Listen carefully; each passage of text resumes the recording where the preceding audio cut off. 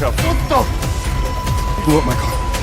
You blew up my car. No, I blew up their car and then it landed on yours. Our story begins in Hawaii. We see Commander James putting his team through a brutal underwater endurance test. James sits at the bottom of the pool, cross-legged and calm like he's in his own living room, while his cadets struggle and surface one by one. He's disgusted by their performance, giving them only 30 seconds to reset. But the drill is interrupted when a detective brings news. His father, Walter, was killed in a hit-and-run. We flash back to see Walter's final moments. He was navigating a crowded festival, clearly paranoid and checking for tails. After mailing a mysterious envelope, he stops to buy a shirt from a street vendor, but doesn't even wait for his change. As he steps into the street, a blue van accelerates and slams into him, leaving him dead on the pavement. Back in the present, James returns to his wife, Ela, and their kids. He acts like nothing happened, casually mentioning Walter's death while cooking. Ela is shocked by his coldness and asks if his brother Johnny knows. James hasn't spoken to Johnny in years. The family is completely fractured. The scene shifts to Johnny, a suspended detective in Oklahoma. He's losing his girlfriend, Valentina, because he forgot her birthday. She slaps him and walks out. Broken, Johnny starts drinking, only to get a call from Ela. He's stunned to hear Walter is dead. He thought the old man died years ago. While Johnny is in the bathroom, two Yakuza thugs corner him. They want a package Walter sent. Johnny, mid-business, isn't in the mood. He absolutely demolishes them, using the bathroom stalls as weapons. When more hitters arrive, Johnny stops to take a sip of beer before finishing them off. But when they knock over his mother's shrine, he loses it. He grabs a thug's hand and grinds it against a cheese grater in a brutal display of rage. Under his mother's photo, he finds a hidden picture of Walter. Johnny arrives in Hawaii for the funeral. The atmosphere is tense. Yakuza members and syndicate boys are watching from the sidelines because Walter was a private investigator in deep with everyone. James and Johnny can't stop bickering even during the service, forcing the priest to tell them to be quiet. Governor Peter, a family friend, gives the eulogy. Later, at James's house, Johnny reveals the Yakuza attacked him. What the hell are you talking about? They came into my house last night and they tried to kill me.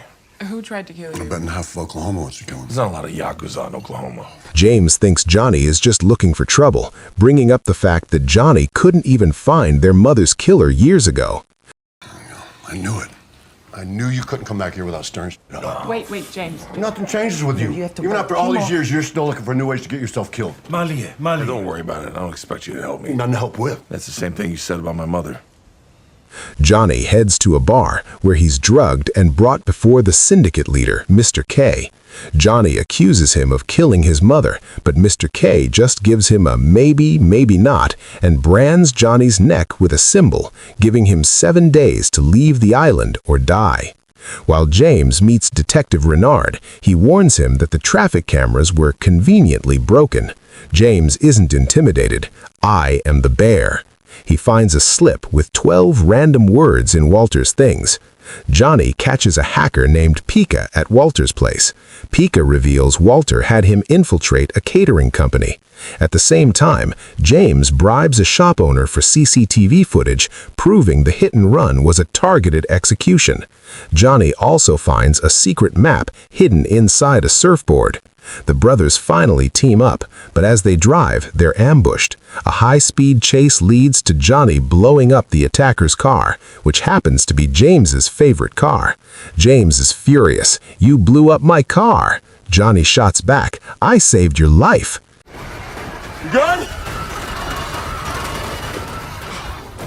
911, what is your emergency? Shots fired on King and Alakea.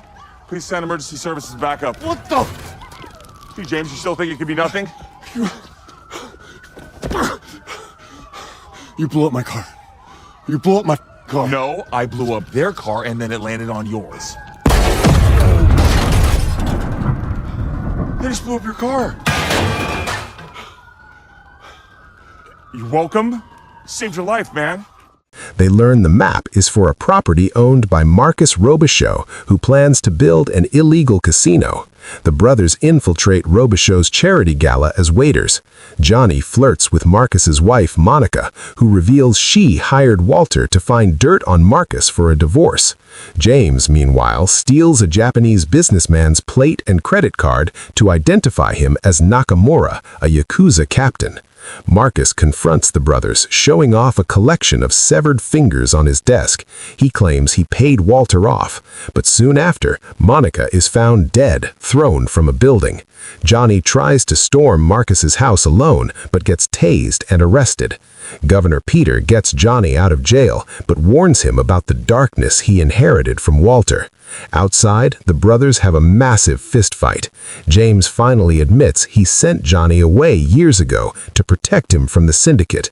They reconcile and decide to hunt the killer together. Valentina arrives with the package Walter mailed. Just arrived. We hope that you enjoy. Oh man, I can't believe I wore this. It's hot.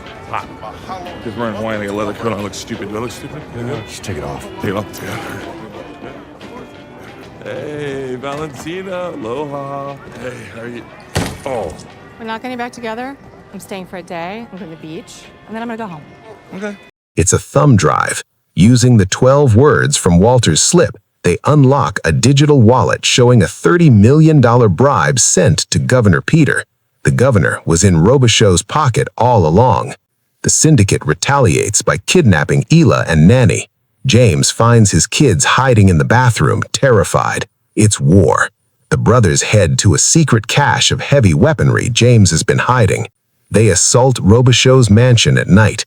It's a silent, tactical slaughter at first, then pure chaos. James uses a hammer to take down Yakuza members, while Johnny clears the halls.